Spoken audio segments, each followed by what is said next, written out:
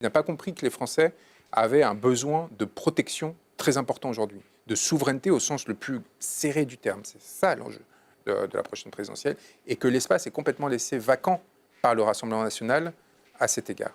On a ensuite une difficulté sur les choix des personnes qui l'accompagnent. Le président du parti qu'il a choisi, Benoît Jiménez, maire de Garges-les-Gonesse, c'est quelqu'un qui n'a aucun charisme.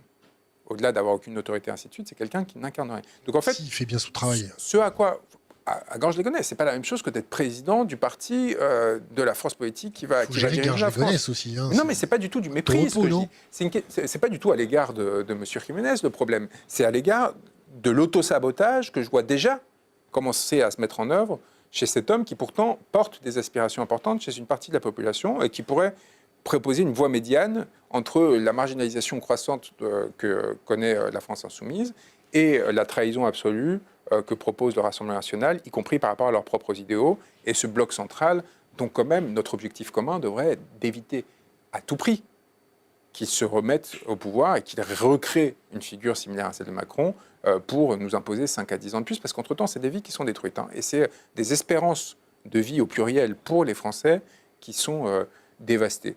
Et donc, dans cette configuration-là, j'ai peur que tout soit trop sclérosé, pour que la reconfiguration intervienne avant 2027.